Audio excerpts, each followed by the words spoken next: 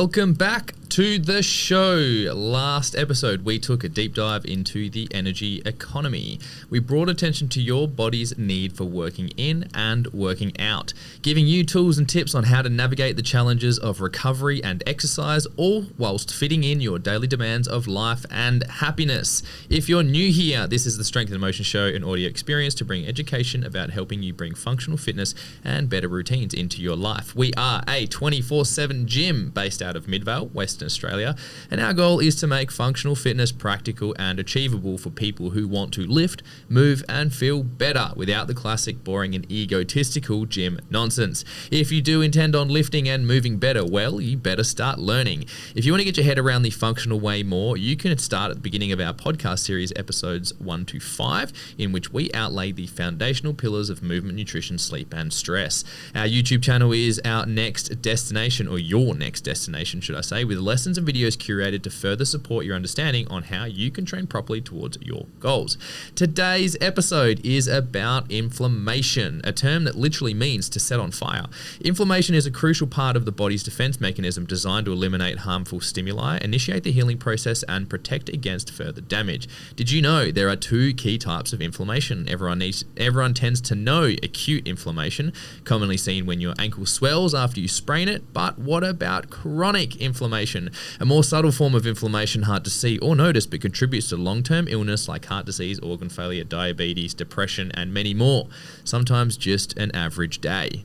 So what we're going to do is we're going to introduce co-host Navar. Hello, hello. And we want to hear about Nav. What's your relationship with inflammation and just how's things going in general? Well, let's talk about my car for a second before we dive into inflammation, because that's very exciting. Vehicle. My vehicle. I took it out. Well, firstly, I spent 10 grand on it right on the dot, which I think was meant to be. I was like, you know what? I'm going to spend about 10 grand max or so around that line for my car. Did the maths after already spending all the money and found out that it was 10K on the dot. Which is exciting. So that's very good. I like a nice round number. Yeah, it was like meant to be.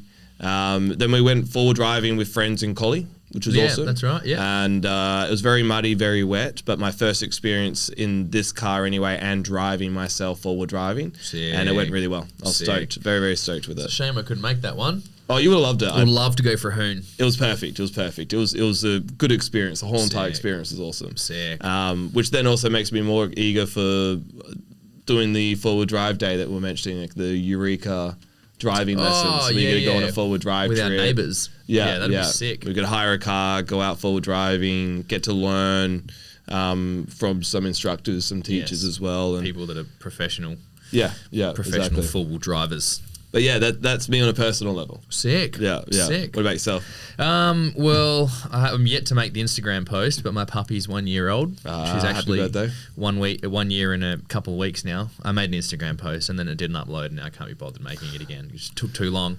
But anyway, she's obviously, I talk about her in every episode of the podcast, which is she's always really a priority in my life. But I don't know, it's something about turning 1 year old. She actually is showing signs of calming down. Thank fuck. Because I was losing my mind a little bit because I was just walking her every day and training her every day and not seeing improvement. And I'm like, when is this going to happen? Like, surely. It really was one of those trust the process moments. So still got a long way to go. She's definitely destroying things a lot, but she is responding, which is a really, really big thing. Nice. And even just a bit of inspiration for this podcast as well is inflammation tends to come more on my radar when winter comes around. Yeah. And just a little random personal experience is like I get like a skin issue that comes up.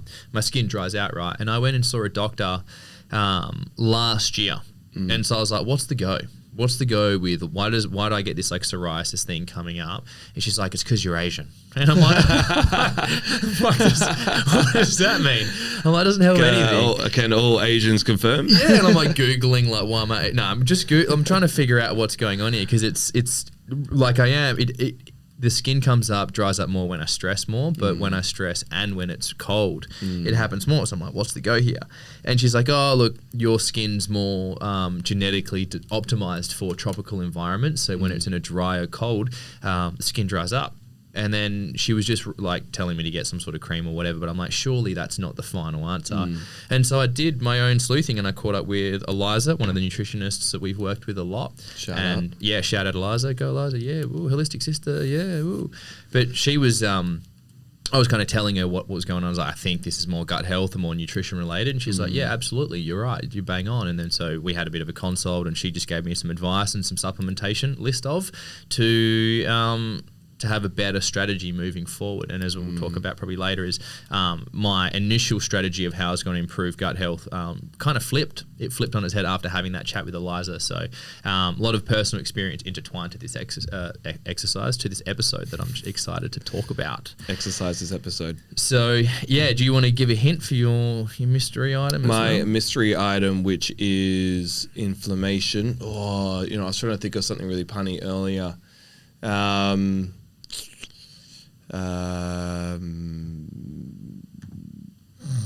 let you go. You already have yours written. You do yours. My hint's a bit spicy. That's all it is. Oh, spicy. Bit spicy. We'll move on. Chili emoji. That's my tease. We'll move on. Oh, we'll move on. Okay, sweet. We'll take that.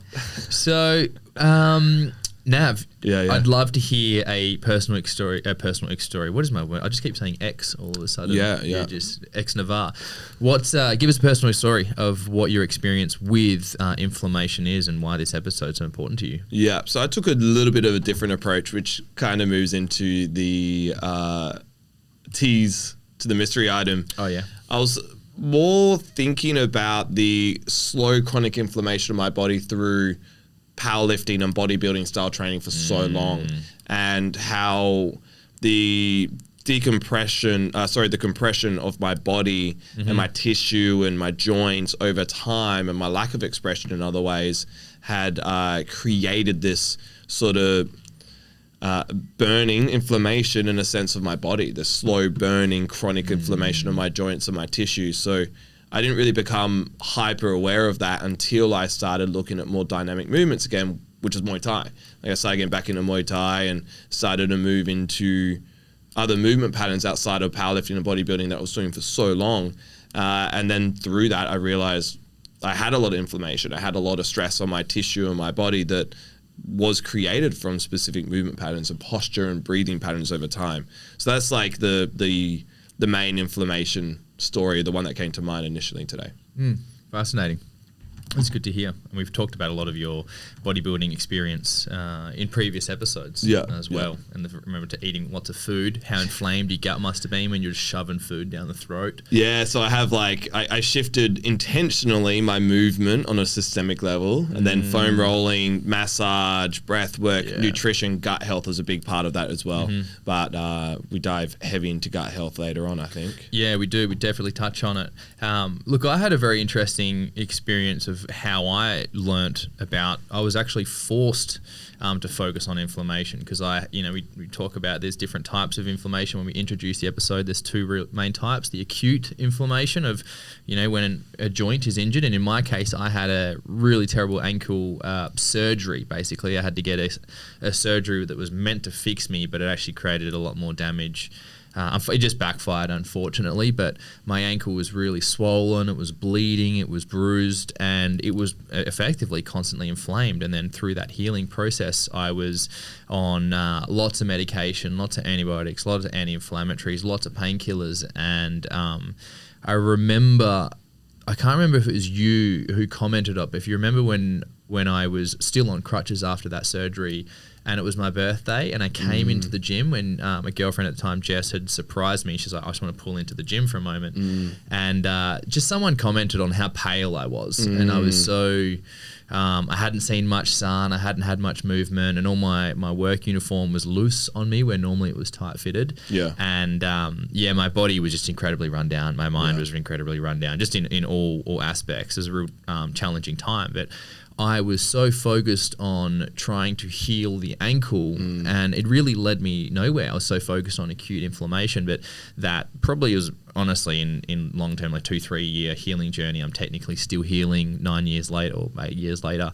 But the shift of not being able to create progress by not understanding enough about my body, and I was kind of forced to learn more about global and chronic and systemic inflammation, and I started making all these lifestyle changes, these nutritional changes, and it was very eye-opening. I actually decided to go on this little challenge where I cut dairy, gluten, sugar, caffeine, and alcohol. I went full raw dog, and I was even meditating daily for that 30 days. It was just a real clean slate. It was a very intense period.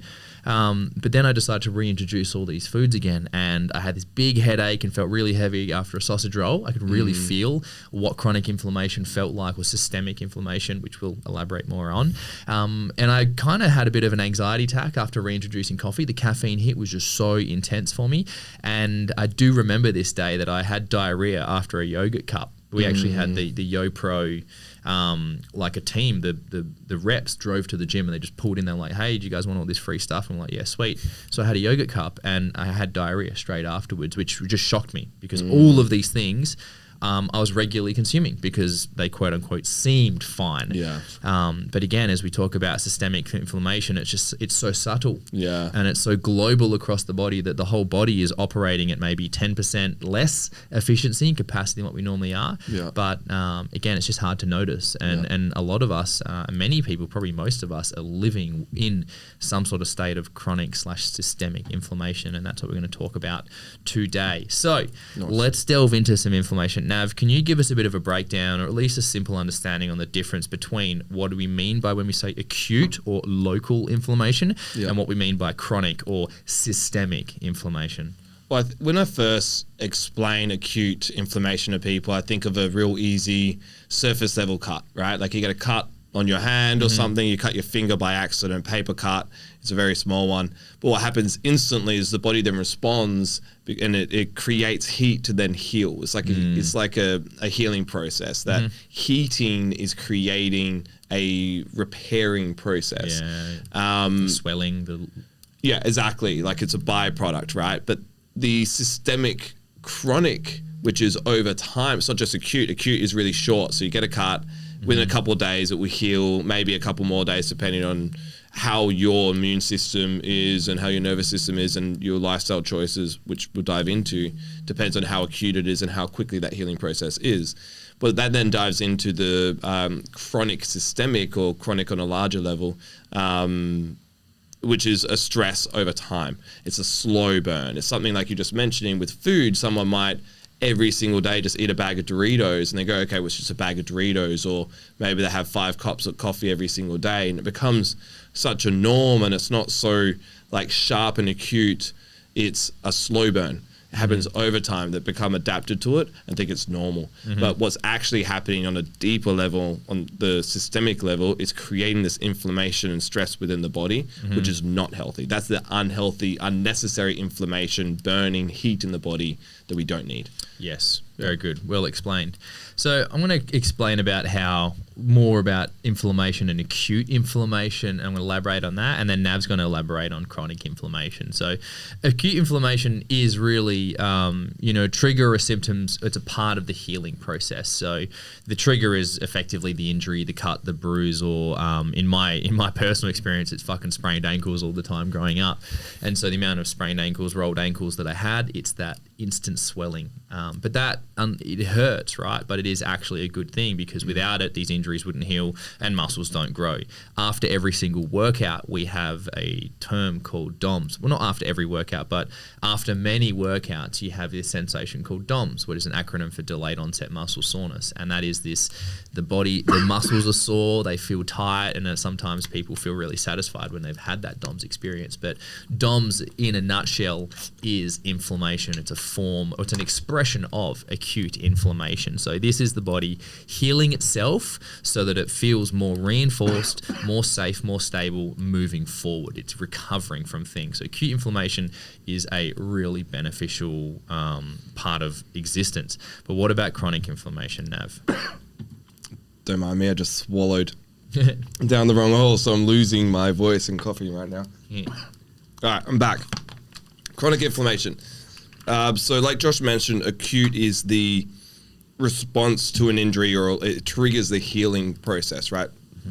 Where chronic inflammation is a slow recovery, it's zapping energy and increasing injury, because it is a persistent joint stiffness, or it might be brain fog, mood swings, low motivation, normally created through consistent either acute inflammation. So let's say Josh keeps rolling his ankle every single week and it's never actually allowing the full acute inflammatory response to do its full cycle of healing, then over time that's going to become more of a chronic inflammation where the body is going to be so stressed that the healing process reduces, like the baseline depletes, if that's making sense. So it's constantly zapping energy, and then it becomes so weak that it increases injury of risk. And that's not just on a physical level, but we have the same thing with our immune system, with our inflammation through habits, especially food. Like if we eat a lot of high inflammatory foods, then over time our body's ability to break down that food and to break down that inflammation internally is going to become even weaker. And then the more and more we have these foods, the less and less we could process the inflammatory response. And then that's going to become more chronic and have really bad health repercussions, which is what unfortunately is happening to most of us. Yeah.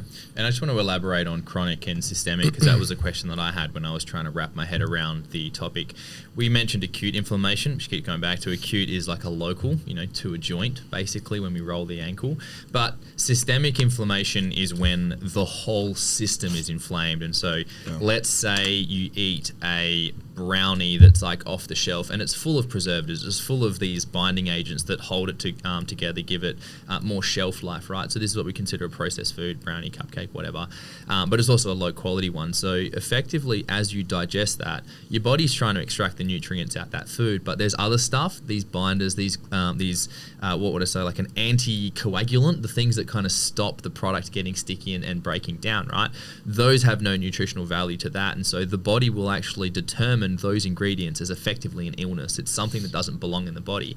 And so in that moment, through that whole entire digestive process of dealing with this brownie or this processed item, the metabolic / digestive system is actually distracted. It's dealing with this extra stuff, and that's an inflammatory response. The circulatory system is trying to figure out what nutrients belong in the bloodstream and what don't, because the body's trying to separate these things. And so until the body deems that these binding agents, these preservatives, these anticoagulants that exist in the product that you've consumed, for as long as the body deems that they exist in the body is going to have this systemic inflammatory response. So you've got what's another word for diminished?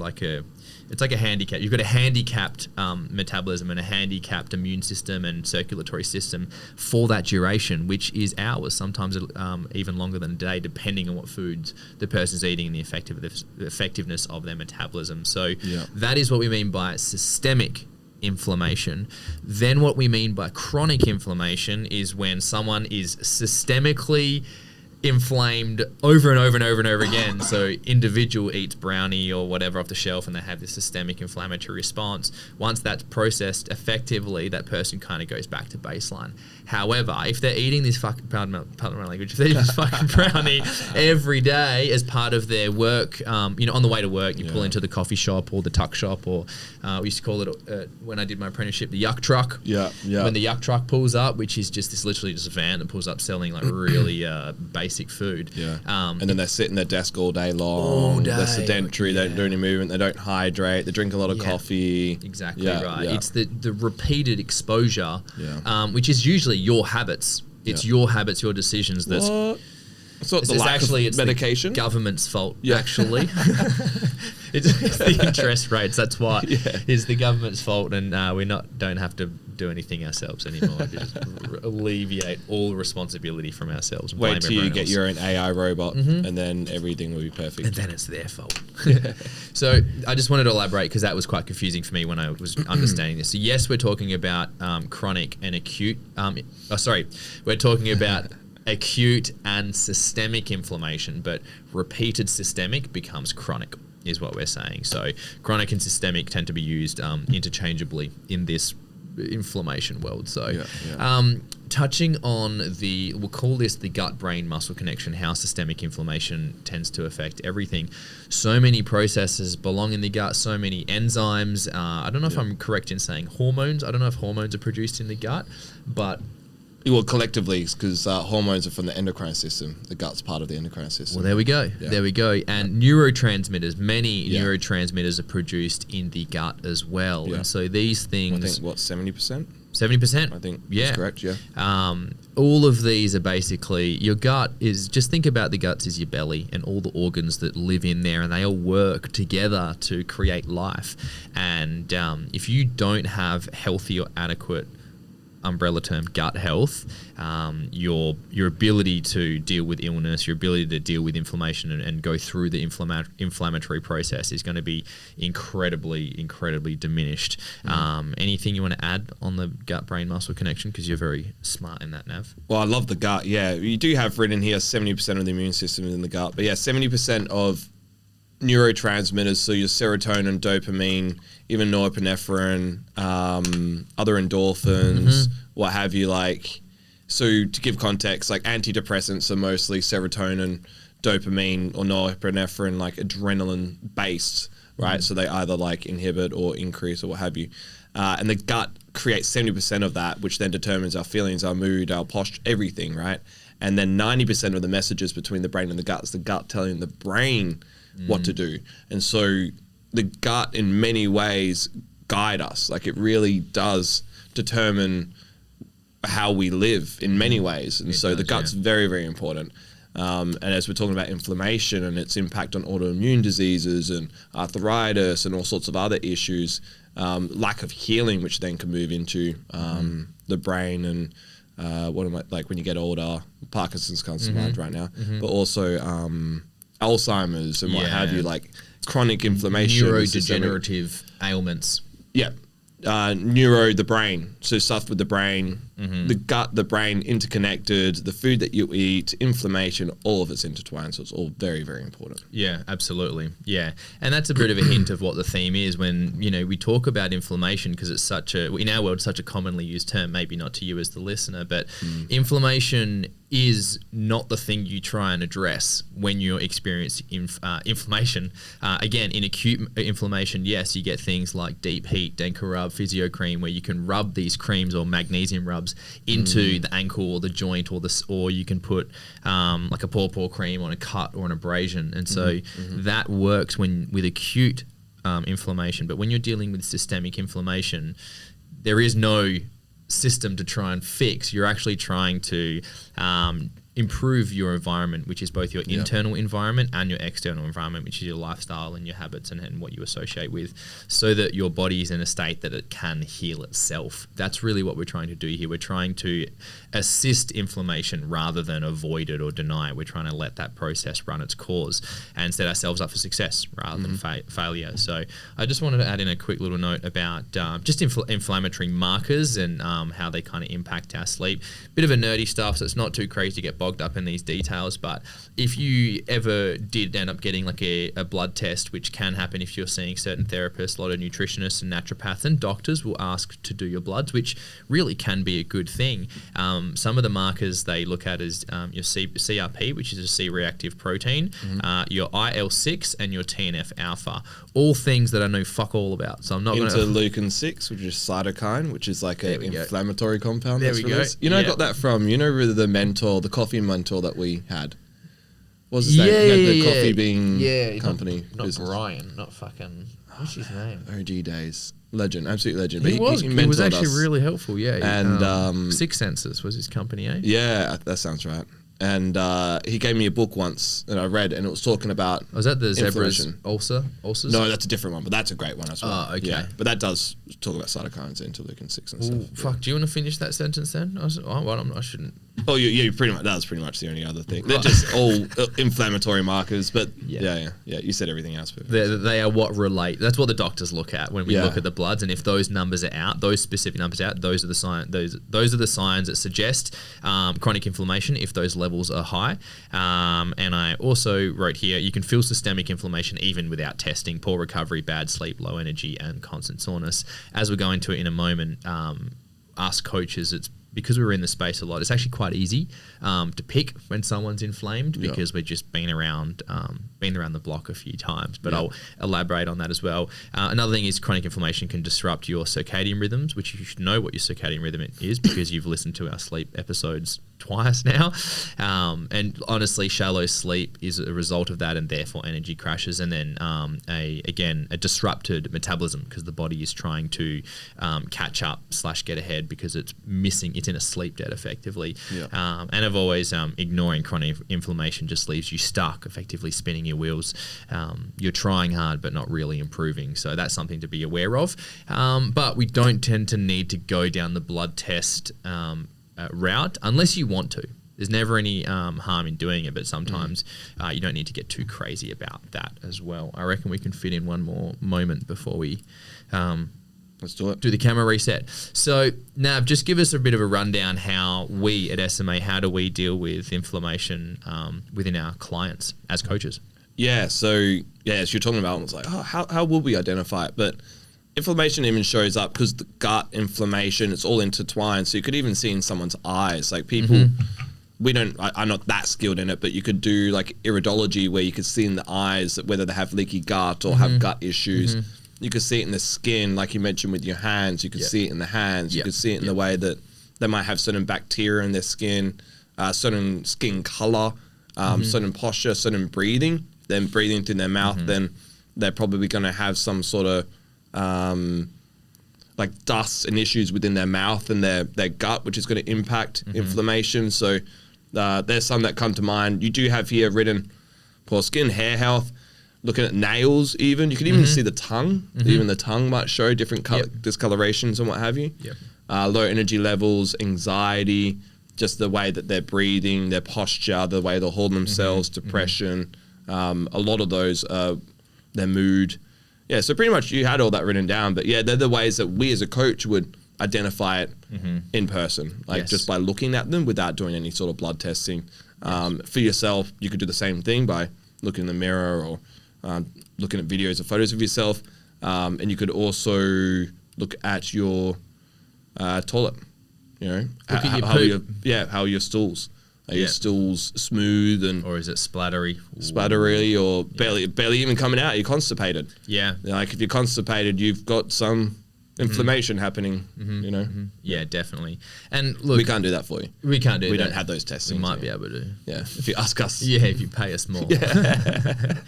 But look, one thing to be very aware of is everybody experiences inflammation. There's no such thing as like the top level, the elite. No one's devoid of, I hope that's the right word, devoid. I hope no one's devoid of inflammation. But well, in fact, most of us as athletes create inflammation for ourselves. Correct. We create space to create more inflation in other ways. Exactly right. Like hard training causes inflammatory response. Like that is part of the process. But again, and if you're training for a fight or an event or something, you are exposed. You pretty much are in chronic inflammation during that time. Literally. And then your natural desire to succeed would make you internally stressed and give you lots of anticipation, excitement, therefore anxiety, which then has an inflammatory response. So there's no escaping it as well. It's not a bad thing, but ignoring it and choosing not to manage it is a bad thing or not recommended. All right, we're back and we've just reset the camera and turns out I reset the whole audio, but that's all right. We're back on. So we just finished discussing how we assess inflammation within our clients, which is really just our pre-exercise questionnaire. Generally reveals that person is kind of out of a routine, and that's the main thing. Is usually anyone who doesn't have a good routine or any routine at all is pretty much guaranteed to be dealing with some sort of systemic inflammation, and usually they're coming to see us, which means they're already feeling low energy and weak and whatever. But here's the good news. Here is how we deal with it. Big changes happen when someone just gets into a simple routine. The same thing we talk about in many of our episodes. You have daily movement. So even on your non-exercise days, you are either doing something laborious or you're just moving around, going for a walk or a stroll or doing some like stretch session, yoga, some mat work. You're also managing your caffeine, sugar and processed food. You have some sort of meal plan / routine where you are not skipping meals, you're eating nourishing meals regularly. So your body has rhythm to it, a good cycle, good routine. You are doing your 3 a week at least of gym/resistance exercise, and you're managing / reducing your alcohol consumption. Those main steps alone is really your first primary defense mechanism against systemic chronic inflammation and all the other health issues we talk about in all our other podcasts. And then as far as supplements go, Nav, what are some of the things we like the most? So greens and multivitamins. Just nutrients. Nutrients, yep. So multivitamins, normally a mix of the micronutrients. So we're talking now, supplements are the micronutrient base, right? So big food like your protein, carbs, and fats, your macros. So make sure you're getting lots of good micronutrients that might help relax the nervous system, the immune system, support gut health and what have you. Same thing with adrenal stress support, which is more focusing on your adaptogenic herbs or herbs that might be supporting the nervous system and its ability to relax. So you also got to think about rest and digestive state. So trying to think about supplements that take us into a parasympathetic state, which then allows our nervous system and immune system and inflammatory response to do its job, which is what magnesium is really good for. You get different types of magnesium for the tissue, for the your muscles and relaxing of the muscles, but then you also have ones for the brain, the nervous system. So check out what type of magnesium you're looking for, whether you want it for sleep or relaxing and recovering muscle. Gut health, so fiber, probiotics, supplements like ATP Science, like what's it called again? Gut right. Yeah. Things that might help, mostly building gut health, like not just stripping it, but also adding to it. So probiotics, fiber, omega-3 for your EPA, DHA, and for the thinning of the blood, oxygen to the blood, as well as antioxidants and anti-inflammatory response. Very good. Yeah. Very good. They're pretty much like basic greens, adrenal, magnesium, gut, omega-3s, vitamin D even comes to mind. Yeah, vitamin D. Yeah. I've actually started taking a vitamin D and a vitamin K. Oh, they nice. come together in the same supplement. They're really good. That's what Eliza recommended I do. Nice. Which is cool. So get on your pills, everyone. Yeah. But not all of them, just the ones we just talked about then. Yeah. Yeah, set some good foundations. Really, really an important thing. So let's delve into some actual kind of more actionable things, some more, trying to think of another word of actionable, some more achievable, realistic things for you to jump into. Starting with a recap of understanding these kind of two faces of inflammation. We've said it a lot. We have acute inflammation, and then we have chronic / systemic inflammation. Systemic is more of what we call the silent saboteur. It's persistent fatigue, gives you constant brain fog, really reduces your recovery, and it's just this invisible weight that you're carrying. That is what slows us down. So what are these triggers? What are these things that are interfering with us? Let's start with inflammatory foods. Nav, what do we got? So we got our processed foods, which have like your hidden inflammatory oils and additives that just, we don't have a whole lot of enzymes or space within our body to really break it down. Like we could get away with it here and there, but that's acute inflammation. Over time, it will create chronic. Same thing with sugar. If we're having like excess sugar, it could also spike our blood sugar levels, cause insulin resistance and issues, and also provide the wrong gut bacteria and feed the wrong bacteria in our gut as well. So we want to stay away from excess sugar. And then industrial seed oils, your canola, soybeans, sunflower oils are really cheap everywhere and very heavily processed. Same thing for gluten and dairy. Gluten and dairy, I don't know if that's further down. Makes you shit your pants. But yeah, like a lot of us don't have... Made me. Sorry, guys. So people metabolize it differently, like everyone's unique, right? But we all have the exact same system. We all have the exact same genes. They're just turned on differently. We have different experiences, different thoughts and feelings of placebos. Placebo's real. So we want to be real mindful about our foods. But in most cases, the seed oils, the gluten, the dairy, the processed foods, the excess sugars are going to have an inflammatory response in the body, and the balance of which you have that and then have healthy habits determines on how inflamed you are and how much that impacts your overall health and well-being. Very good. There's a couple of things as well as far as food goes that are recommended to introduce, and I will say as well, there's a couple of things to introduce that I'm going to mention.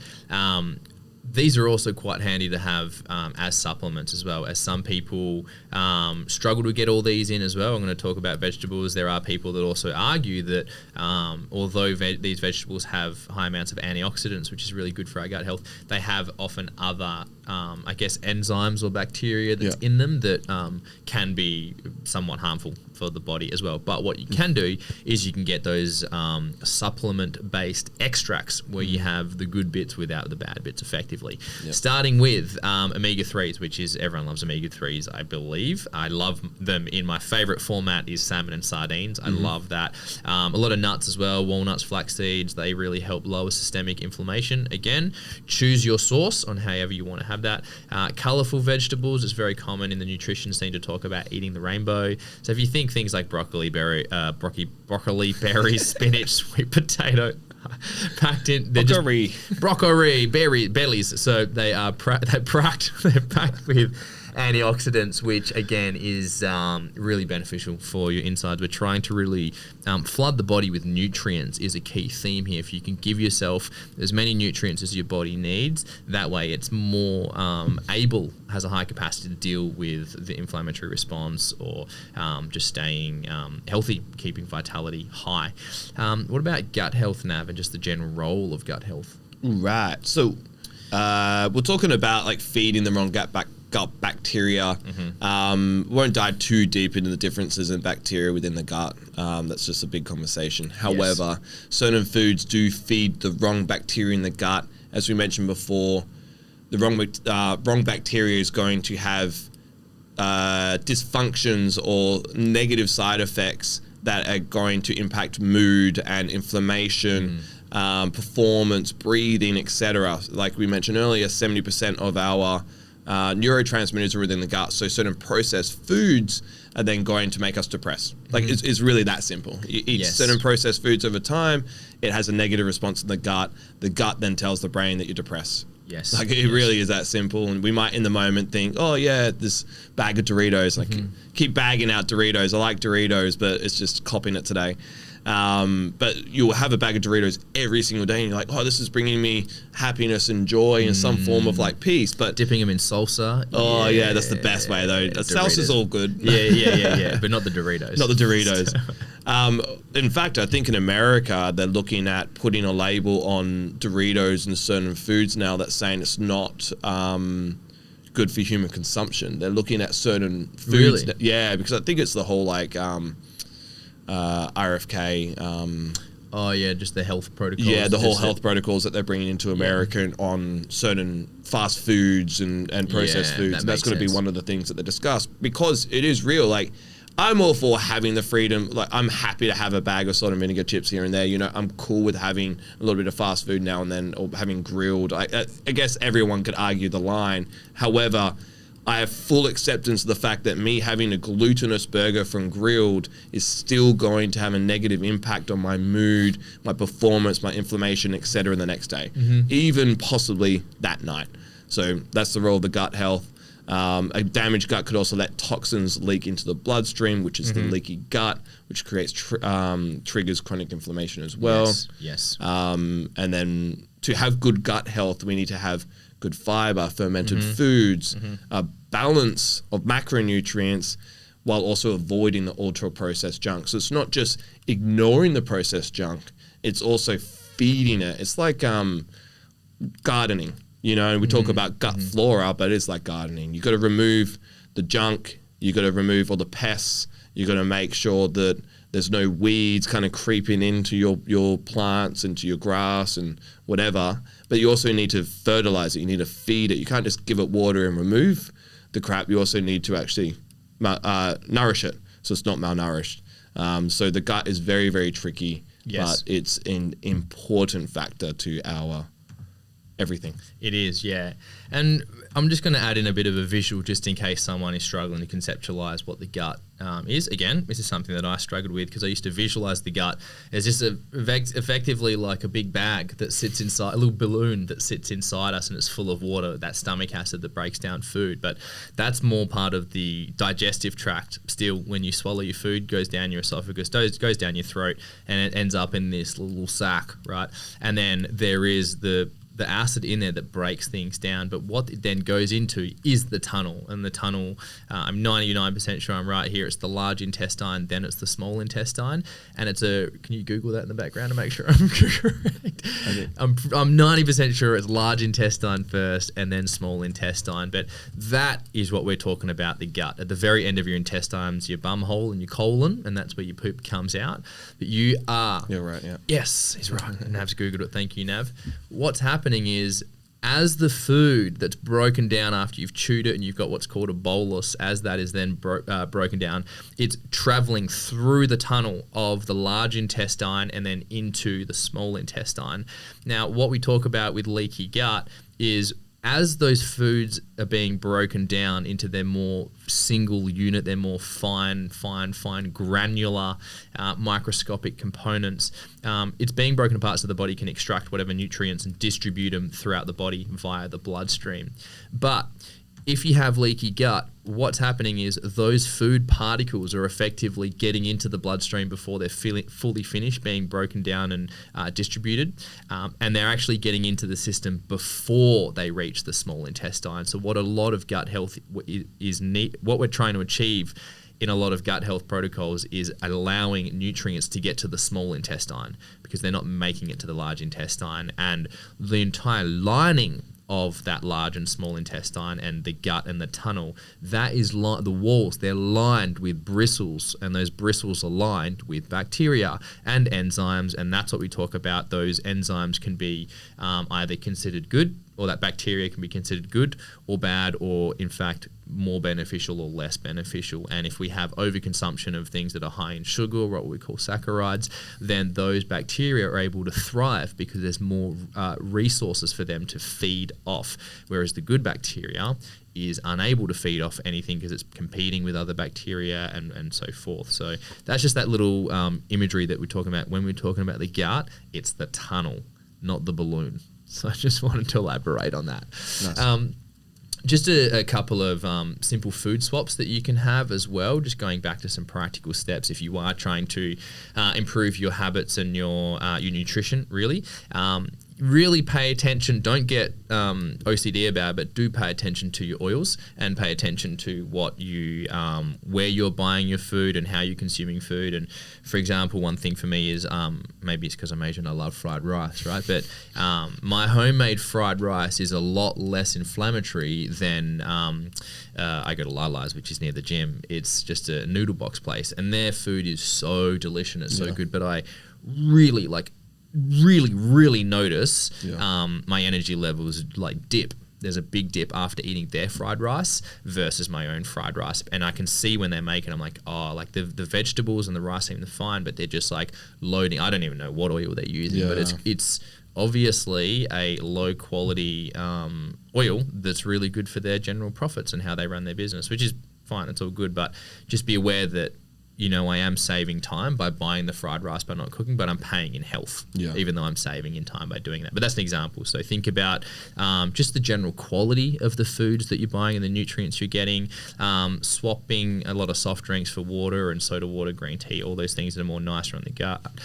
Think about your heavily processed carbohydrates and your heavily processed snacks and swap them for whole foods like fruit and rice, and the sourdough is a good one, oats if you like that. Make sure you're eating protein and your healthy fats as well, especially at breakfast is good, and trying to avoid those sugar spikes.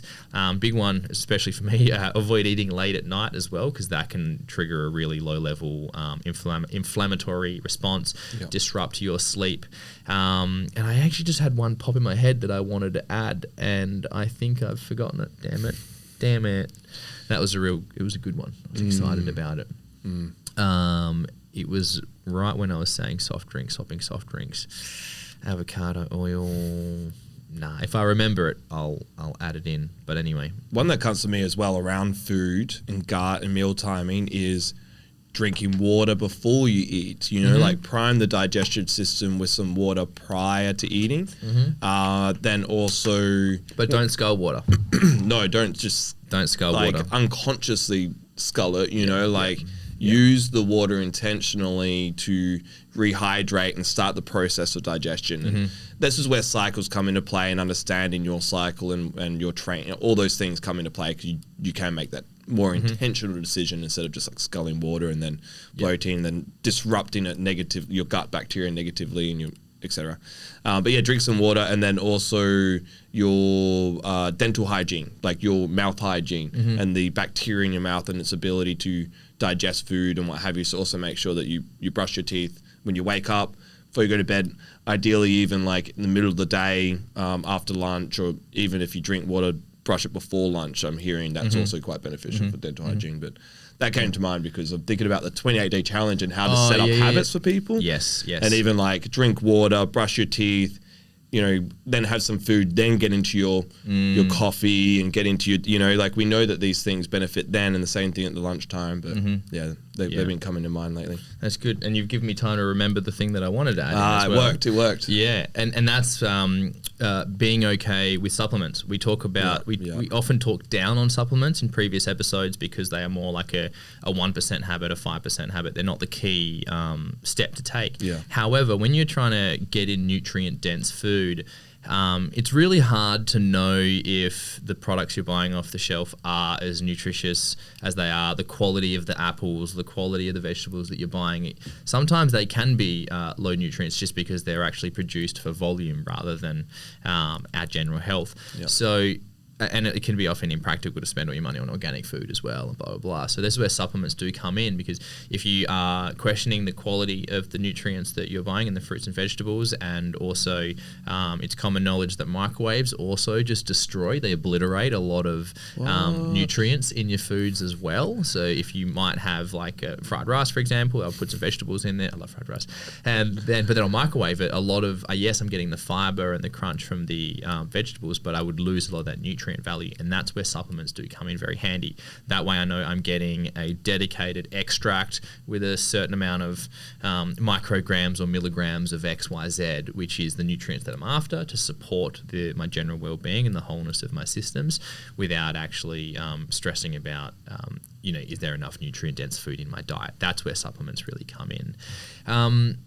And I just wanted to add in as well, your lifestyle factors can also really, quote unquote, fan the flames. That's a pun. Fan the flames of our inflammation. Things like poor sleep quality, chronic stress. Chronic stress can be any forms of your anxiety or your output, whether that's just like working really hard and choosing to work, like overly work and doing too much. But you can also create chronic stress by creating scenarios in your head for whatever reason that is. But whether it's intense thinking or intense working, they can have just as much of an effect on the body as well. So you have to be aware of long chapters of output where it happens in life. Your lifestyle factors can really drive that, and how hard you're pushing yourself, overtraining, chasing too many goals, or chasing goals too intensely, not giving yourself time to recover, and just being a bit more patient with life sometimes. That really can have a massive effect on your systemic load as well. So now that you've got a couple of pointers, what are some common mistakes, Navar, that people should avoid?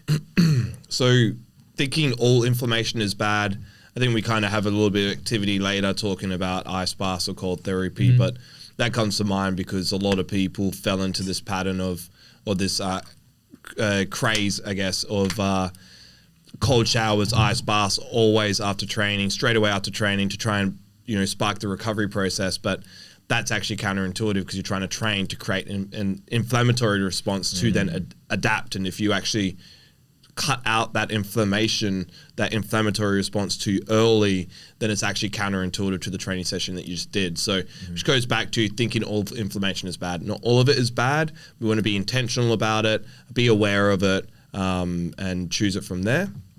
Poor stress management as well. So we want to make sure, not just from a stress of food, but also our sleep, making sure we're sleeping, making sure we're healing. Sleep is extremely important for reducing inflammation, and then also just the state that we're in during the day, like how stressed we are, and our nervous system, immune system is going to impact our inflammatory response as well. So avoid being overly stressed. Yes, absolutely. Very good.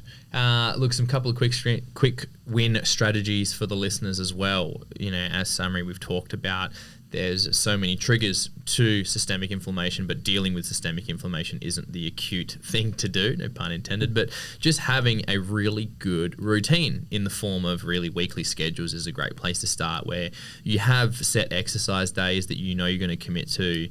You have a really good sleep schedule where you know you're going to get your 7 to 8 hours of sleep, inclusive of your downtime. You know, that transitional time where you're winding yourself down, allowing yourself to transition into sleep rather than just be awake and then just try and fall asleep instantly, or going from watching a movie or TV straight to falling asleep. It can be doable. Some people work right before they go to sleep. That's one of my bad habits. And that, again, adds more stress and more load to the body. Having a morning and night routine effectively gives you that pathway to transition in and out of sleep.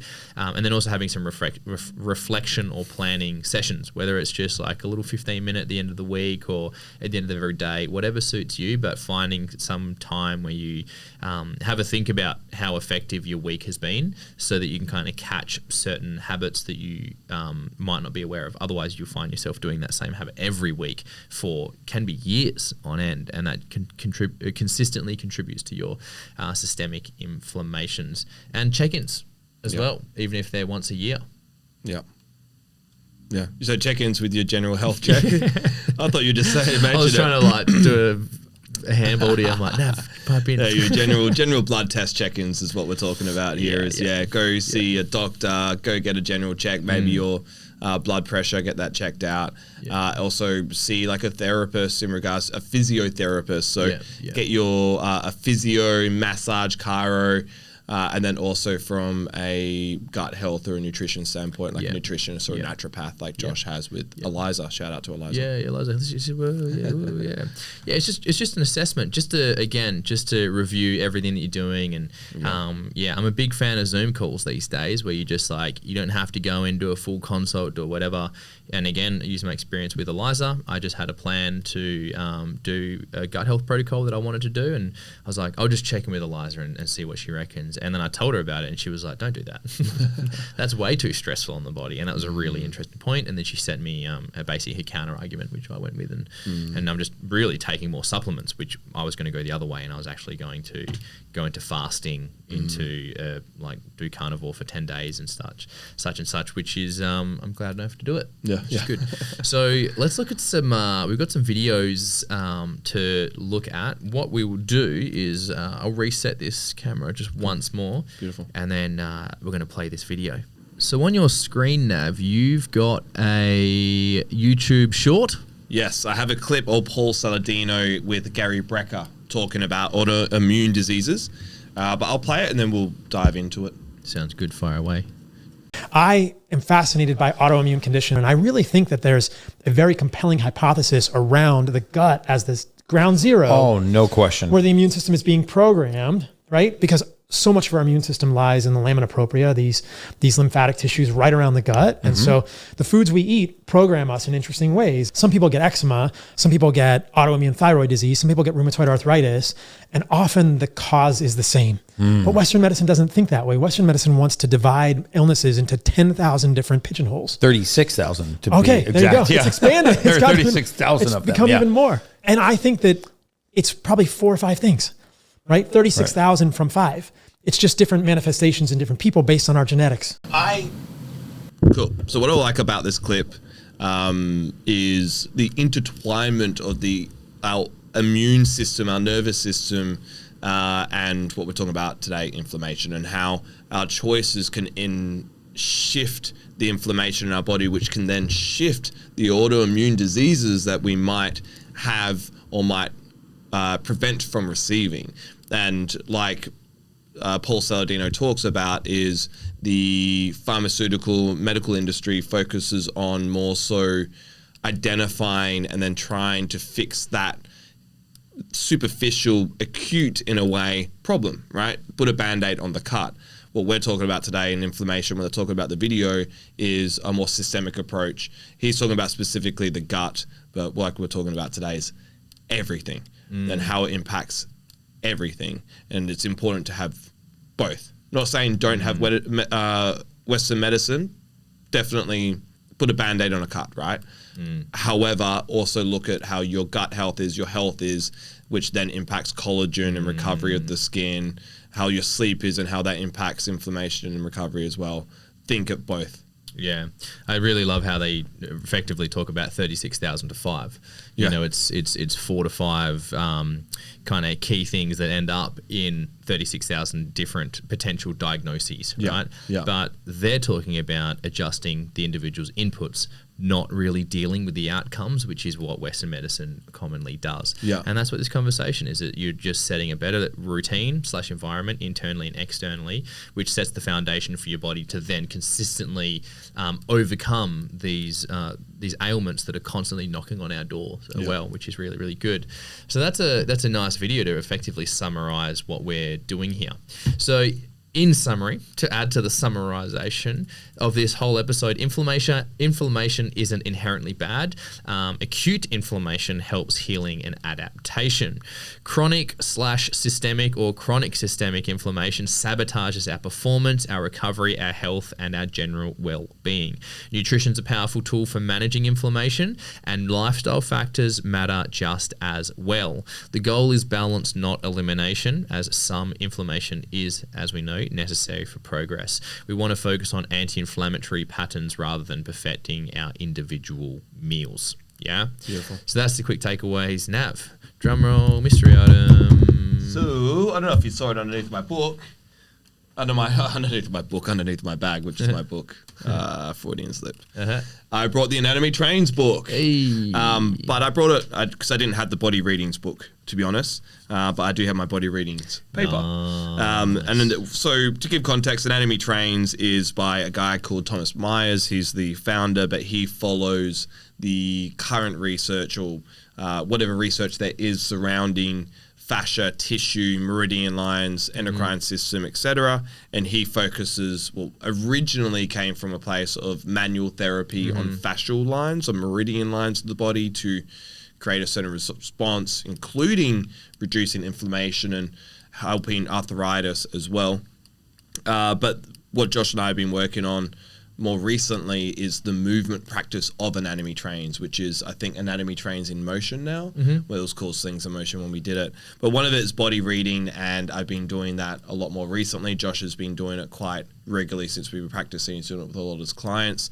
But I swear by these different attributes, so different sequences and systemic movement, but also with different attributes. And so it might be faster or slower or more elastic or faster, still, like all these different attributes help create a different response, which then can create maybe more rest, more digest, and reduce inflammation as well. So movement, the lymphatic system, all these things can be improved and improve arthritis and inflammation, other issues that people have.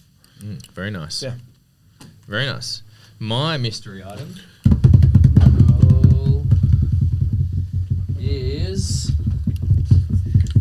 Hey, spicy. It is spicy. It is two of my favorite spices, which is turmeric and ginger, which I'll be holding up to the camera now. And then I'll tap them in front of the microphone. There we go. So these are just two off-the-shelf items. It's 25 grams each of turmeric and ginger, which back in the day, I almost bought my pill press, but I went down this crazy rabbit hole of obsessing over inflammation, and I was obsessing over nutrition, especially supplementation, where I'll also state that I was wrong during that chapter is I was still being very intense with the way I was approaching life and training and everything. And I was so focused on nutrition that I wasn't actually dealing with the extra chronic systemic inflammation that I was creating from my own stress. However, from a nutritional standpoint, even though I'm not as strict on my nutrition, I felt the best back then when I was effectively sober, when I was caffeine-free, sugar-free, gluten-free, dairy-free. I did feel the best. And during those times, I was making my own turmeric and ginger capsules. I still have this. It is a pill press. It's a capsule making machine, and it does 400 in one go, and it's just so sick. I love doing it, and I literally buy organic turmeric by the kilo, by the tub, organic ginger by the tub, and I think I was having 3 caps of turmeric a day, and I think I was having 1 to 2 caps of ginger a day as well, and that's all it was. Is just pure spice in a capsule, but yeah, it honestly made such a difference. And I remember eating that sausage roll and feeling that